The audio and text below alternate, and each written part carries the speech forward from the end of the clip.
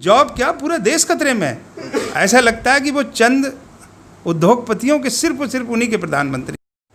साथियों नमस्कार, मैं संतोष शाक्य, आप देख रहे हैं द फाइंडर।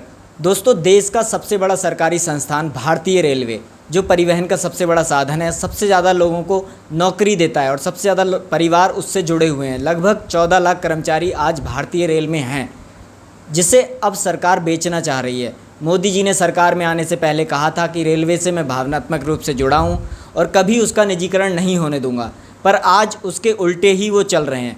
इन्हीं मुद्दों पर बात करने के लिए आज हमारे साथ चंद्रवाहन सुमन जी हैं, जो कि पूर्व छात्र संघ अध्यक्ष हैं, रोहिलखंड विश्वविद्यालय के प्रदेश महासचिव हैं, उत्तर प्रदेश कांग्रेस कमेटी के SC प्रकोष्ठ के। तो उनसे हम आज बात करेंगे इन्हीं मुद्दों पर कि रेलवे का निजीकरण सरकार क्यों करना चाह रही है, क्या मंशा है उसकी इसके पीछे। तो सर, आपका बहुत बहुत स्वागत है। धन्यवाद। सबसे पहले मैं आपसे पूछना चाहूँगा कि भारतीय रेल, जो कि देश का सबसे बड़ा सरकारी संस्थान है, उसे बेचने के पीछे सरकार की क्या मंशा आप देखते हैं? देखिए, मंशा क्या होगी ये तो मैं भी नहीं समझ पा रहा हूँ जी। और रही बात माननीय मोदी जी की, जी तो उनकी भावनाओं की, जी तो मोदी जी आज तक जी यानी 6 साल उन्हें लगभग प्रधानमंत्री, 6 साल से ऊपर हो गए, वो आज तक अपने आप को ये सिद्ध नहीं कर पाए वो देश के प्रधानमंत्री हैं। जी जी ऐसा लगता है कि वो चंद उद्योगपतियों के सिर्फ और सिर्फ उन्हीं के प्रधानमंत्री हैं, जो भी कुछ कर रहे हैं उनके लिए कर रहे हैं। जी अब बात आती है भारतीय रेल की, तो मैं आपको बता दूं, जी अब से पहले या पुरानी, अब से आप अगर 2018 की किताबों में भी पढ़ेंगे जी तो एक क्वेश्चन है कि दुनिया का सबसे बड़ा उपक्रम जी कौन सा है।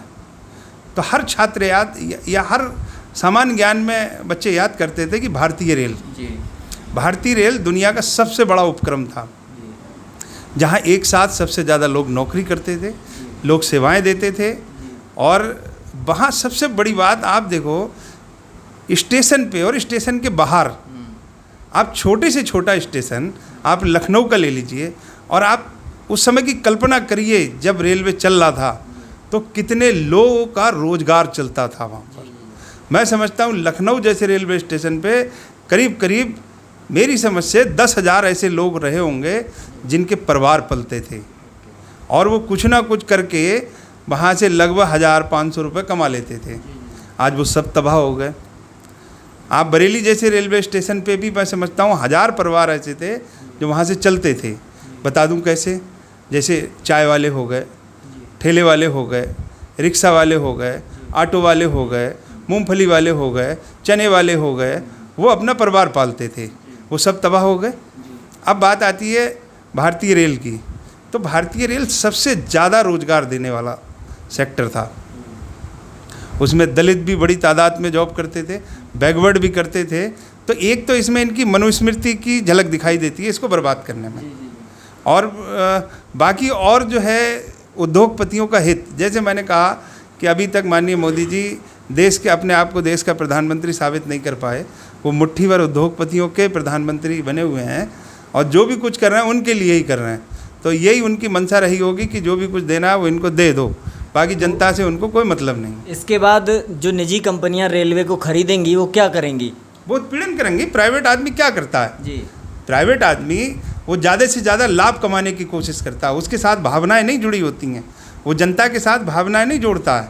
तो रेल कर्मचारी जो हैं, जो इतने बड़ी मात्रा में हैं, उनका क्या होगा? वो हटा देंगे और हटा रहे हैं लगातार। जैसी अखबारों में खबरें पढ़ रहे हैं कि अब कभी 50 साल के नाम पे, कभी छटनी के नाम पे उनको हटा रहे हैं। फिर जो सस्ते मजदूर, जो इनकी शिक्षा नीति की योजना है कि बाल मजदूर और सस्ते मजदूर 20-20 हज़ार में वो सब अपने रखेंगे और ज़्यादा से ज़्यादा धन कमाएंगे। तो आप जो कह रहे हैं कि अभी कर्मचारियों की जो जॉब है वो भी खतरे में है? बिल्कुल 100% खतरे में है। मैं कह रहा हूँ उनकी जॉब क्या पूरा देश खतरे में है। रेलवे सबसे ज़्यादा, मैं बता दूँ, रेलवे में 2400 घंटे जो रन करते थे लोग, 3 करोड़ लोग हमेशा सफ़र करते थे, उससे देश को इनकम होती थी और उस पर जनता की जेब का भी ध्यान रखा जाता था कि जनता बहुत उत्पीड़ित ना हो, परेशान ना हो। अगर बिहार की जनता को पंजाब जाना है, बिहार की जनता को महाराष्ट्र जाना है, तो वो सफ़र भी कर ले, पहुंच भी जाए, अपना कमाने के लिए भी जाए तो पहुंच जाए। तो दोस्तों ये थे हमारे साथ चंद्रभान सुमन जी, जिन्होंने बताया कि भारतीय रेल के बिकने से बड़ी मात्रा में लोग बेरोजगार हो जाएंगे और भारतीय रेल के बिकने से लोगों को फिर सफ़र करने में दिक्कत होगी, क्योंकि कहीं ना कहीं प्राइवेट कंपनियां मनमाना किराया वसूलेंगी, मनमाने तरीके से कर्मचारियों को रखेंगी और मनमाने तरीके से फिर रेलवे चलेगा। तो सर, हमसे बात करने के लिए आपका बहुत बहुत धन्यवाद। धन्यवाद।